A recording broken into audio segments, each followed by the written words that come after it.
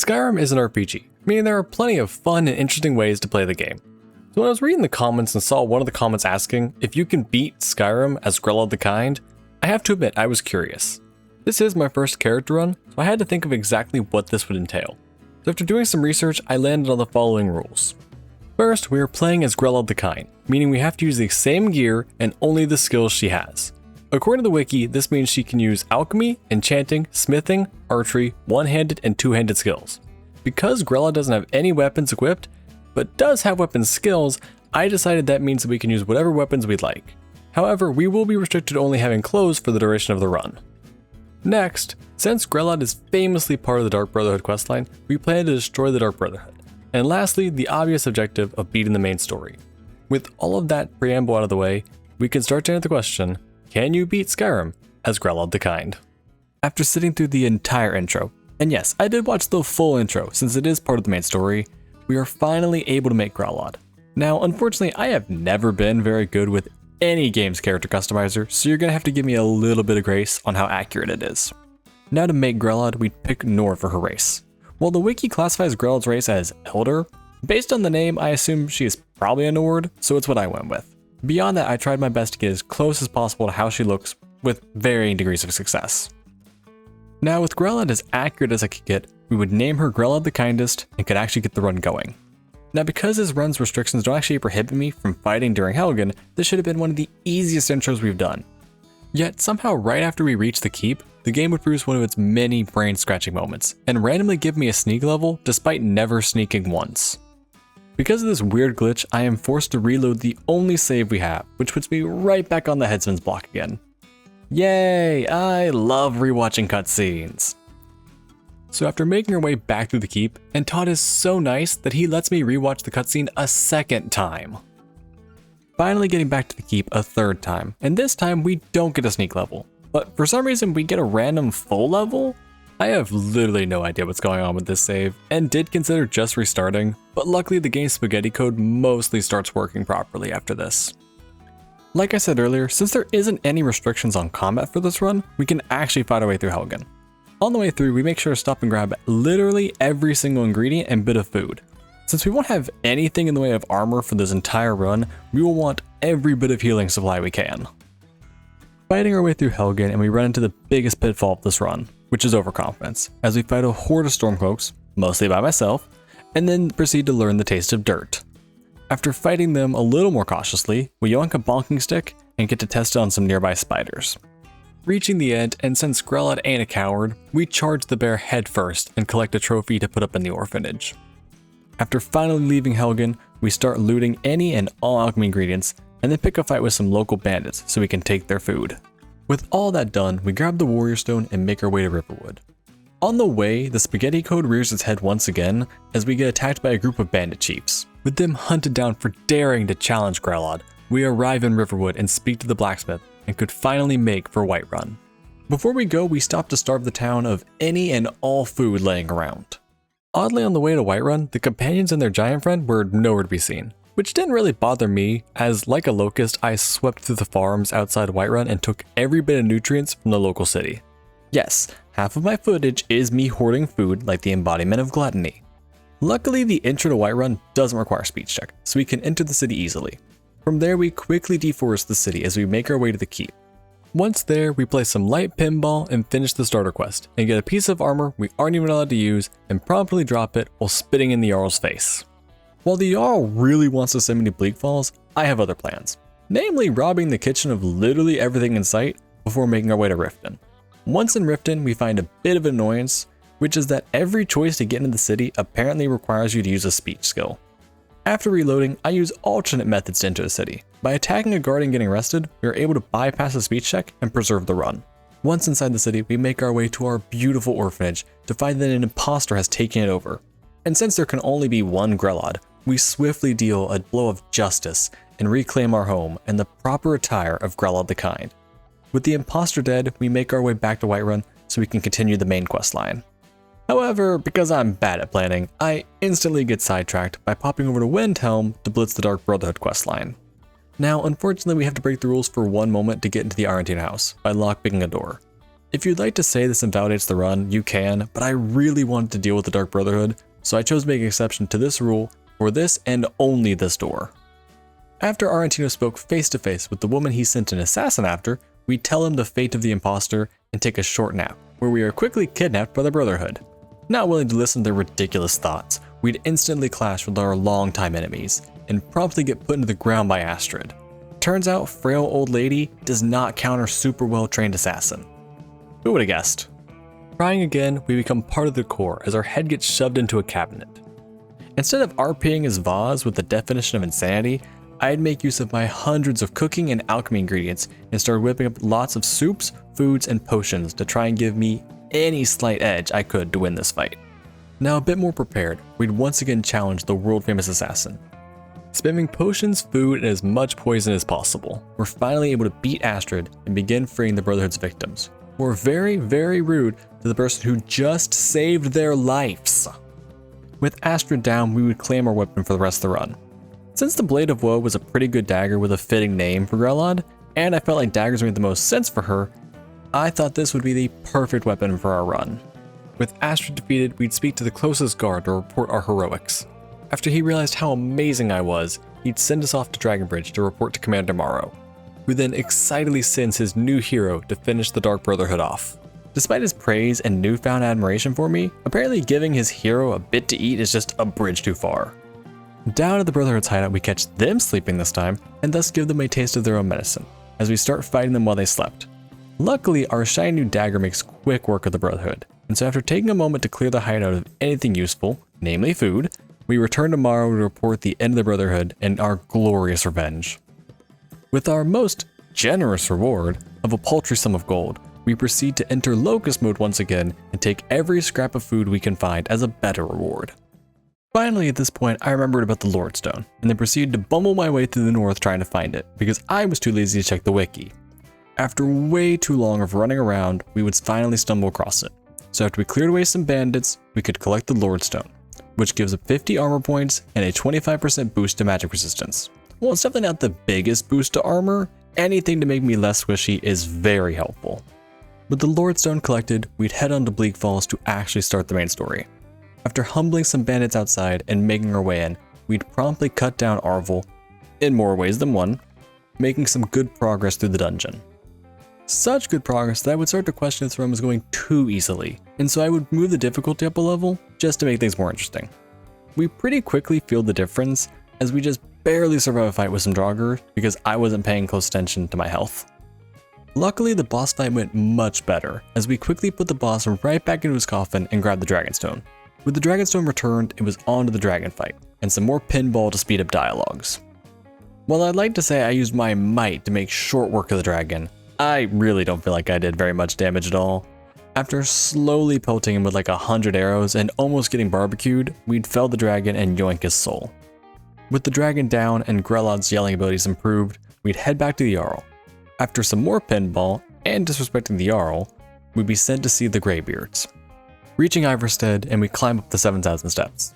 And for the most part, the climb went nice and easy, up until we got to the bane of every Skyrim run ever, the Yeti Frost Troll. At first, he seemed to glitch and get stuck up on his rock, but since I suffer from hubris, I would try and knock him down so I could fight him, only to instantly get reminded that I was weak and got acquainted very well with the floor. On the second try, we used a paralysis potion to get an advantage, but even that wasn't enough. However, I am stubborn, so finally on round 3, we managed to iron out the plan and barely take a victory against the Frost Troll. With that, we reach High Hrothgar, and after a quick chat with the Greybeards, we learn some more shouts by bumper carring the old men, smell that old man musk, and then by yelling at them. With that, we'd be sent after the Horn of Jorgen Windcaller. Here, I'd show off the single area of the build that had some defense, which was that since I was a Nord and had the Lordstone, frost magic does like next to nothing to me, allowing me to laugh in the face of Draugrs as they cast their pitiful magic at me. I'd also waste way too much time grabbing every single gold coin, despite the fact that I literally couldn't do anything with it. At some point, it became a side goal of mine to collect as much gold as possible during the run. When it came time to do the speed puzzle, I definitely did it first try, and totally didn't faceplant into the gate because I forgot to switch to shout to whirlwind sprint. With that, we'd finally reach the Horn of Totally Not Here, and grab the IOU note left for us by Delphine, before stopping to grab every single coin in the loot room. Back to Riverwood, we'd get jump scared by Mirax cronies, and since I really didn't want to fight them, I'd put it in hard reverse. Unfortunately though, they'd start giving chase, forcing me to fight them. That said, it was way easier than I expected, and I'd quickly show them the power of the real Dragonborn. Unfortunately, it was now time to meet Delphine, who despite all of the cloak and dagger, just starts airing out our business in the middle of the inn. Paranoid as ever, she drags us up to Windhelm to go fight a dragon. Before I go, I'd spend a minute looting all of the inn of all of its food and making some extra potions and poisons. Now, with this fight, we didn't have any guards to do the work for us, so with our dagger in hand, we'd start poking the overgrown lizard before he could crawl out of his bed. Unfortunately, we are still just as squishy as ever, so I'd have to spam food and potions just to stay alive.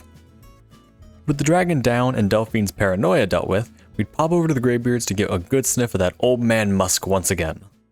Now it was on to the Thalmor embassy with Delphine. Continuing our locust behavior, we'd clear out all the wheat from the greater Windhelm area to make as many health potions as possible.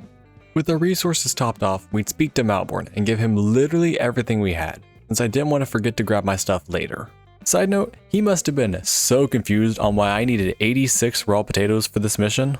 Unfortunately, to board the cart, the game makes us switch our clothes, so for a brief moment, Grelod got a forced wardrobe upgrade. Once inside the embassy, we'd cause a distraction, reacquire our gear, and then proceed to rob the kitchen of every single thing, while Malborn complained endlessly about getting caught. Using the power of stolen foods, we'd beat the Thalmor in our path, as we moved to the embassy. At one point, my hubris would once again strike, as I'd rush into a fight without healing and be hit into the floor. After healing properly, we'd actually win the fight against the first few Thalmor, and then play peekaboo with a Storm Atronach until his spell ran out. After then, we would then pummel that silly mage. Before we move on, we'd once again go loot Goblin and loot every bit of gold and food not nailed down. In the interrogation chamber, we'd fight some Thalmor before deciding to cosplay as Anakin from episode 3 and having to reloot everything we'd already relooted. Actually taking advantage of my stockpile of healing supplies, we'd make short work of the Thalmor. We'd then free one of the prisoners, only for him to die instantly to a frost troll. Guess we won't be looking him up in Riften after all. Since I am in fact a coward, I would choose to honor his noble sacrifice by fleeing with my tail between my legs. Back to Riverwood, we would tell Delphine that the Thalmor knew nothing, but mentioned Esbern, which then prompts her to send us after him in the Ratway. Once in Riften, we were told to speak to Brynjolf for information about his location. But when I do, the game decides to try and force me to start the Thieves Guild to progress the main story. Since I am stubborn and already know where Esbern is, I just start making my way into the Ratway, ignoring Brynjolf altogether. Once we finally reach Esbern, despite the claims that he is super paranoid and will need to give him a secret passphrase, he literally just opens the door when I say, "Oh hey, please open the door." After looting all of his food, we'd slowly, and I mean slowly, since I was overencumbered, leave the Ratway. On the way out, Esbern would fight off some Thalmor. I tried to help, but I struggled to even reach the Thalmor before he'd just deal with them. With the old person meetup done in Riverwood, we'd be told we need to travel to an ancient Blades hideout near Markarth. Since I didn't want to be around the Blades any longer than required, I'd opt to travel by myself. On the way, we'd be attacked by not one, but 2 dragons, and since I am the proud and mighty Dragonborn, I'd run for my life like a coward, all while screaming and crying before ducking into the cave where the hideout was. Once inside the cave, we'd fight off a few Forsword and then start slamming food like Joey Chestnut just to keep myself alive. One easy puzzle, a few drops of blood later, and we could hear Esbern give an unwanted art appreciation lecture about the plot. With that, we were sent back to the Greybeards to learn Dragonrend, which of course would send us to meet Skyrim's best character, the head of their order, Parthenax. After getting one last whiff of that old man smell, we'd climb the mountain, all while definitely not running for my life from some ice wraiths. Talking with Parthenax, we learn a new flame shout and then be sent off after an Elder Scroll so we can learn Dragonrend. This search leads us back to the college, so after one serious ragdoll and some definitely broken bones, we were admitted into the college. After doing the unthinkable and reading, we'd be sent north after Septimus Sigmus. With his silly little rant over, we had the wondrous displeasure of going to Blackreach! Yay! We'd quickly use a book to try and glitch through the door to skip most of the dungeon, but eventually I gave up and resigned myself to my fate, and I'd start the descent into Blackreach. Once inside, I'd get humbled by the Mad Catter and have to reload. With my bi-hourly reminder that I still have no armor, we'd actually remember to use our healing items and watch our health bar as we cleared the dungeon.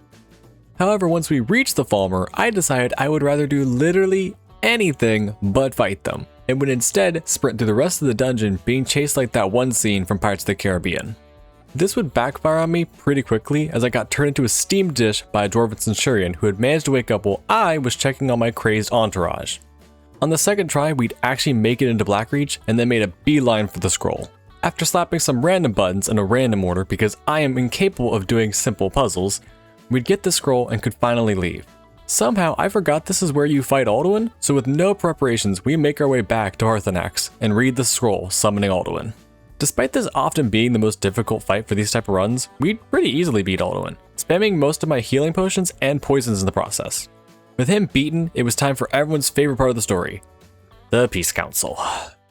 I'll skip the details for your sanity and mine, but we do the Peace Council and I play some gacha games on my phone for 15 minutes. And finally, we can go back to actually playing the game. With that headache out of the way, it was back to Whiterun to trap a dragon. After watching the ragdoll of the century, we'd attempt to trap the dragon. But I may or may not have messed up the shout by instead of using Dragon Rend, I may have accidentally used the Odahviing shout again, which has a 6-minute cooldown. Since I was not going to sit here and wait for 6 minutes, I'd have to reload a save. So after seeing Jerry get some serious airtime for the second time, we'd actually do the encounter correctly and trap the dragon. After promising to set him free if he tells us where Alduin is, we'd set Odahviing free and have him fly us off to Skaldalfheim. Now, because of the headache of the Peace Council, I forgot to stock up on food and potions, so to conserve what little I did still have, I tried to just run past all the unnecessary Draugr, only stopping to kill a few in a puzzle room since I did not want to try and dodge them while I did the puzzle. This ended up being the correct choice because the few fights I did take put a major dent in my healing supply, which would matter a lot later. Finally, we'd rush into the portal ignoring the dragons and the priest, and dive headfirst into Sovngarde, like some kind of cartoon character. Once inside Sovngarde, we'd have to fight Sun to prove our worthiness, and would instantly get an involuntary lobotomy. On the second try, I'd use potions and poisons to make it more of a fair fight, and we'd enter the Hall of Shore and could finally meet up with the heroes of legend. With that, it was time for the last fight with Alduin, and while I could have let the heroes do all the work, I tried to do as much as I could to help. But before long, the lack of supplies would start to rear its head, and before I knew it, I had used up every last bit of food and potions I had on hand, essentially sidelining me for the rest of the fight. Luckily, the fight was nearly over, so after a quick moment, I was able to run in and steal the kill, officially beating the game as Grelod the Kind. Now, with Skyrim saved and the run over, if you've seen one of my videos before, you'd know there was still one last thing I still needed to do. With all that said, thank you so very much for watching the video. If you enjoyed it, please do me the biggest favor by dropping a like, subscribing, and if there's anything you'd like to see me do in Skyrim or in any other game, please let me know in the comments down below. With all that out of the way, I will see all you beautiful leaves in the next video.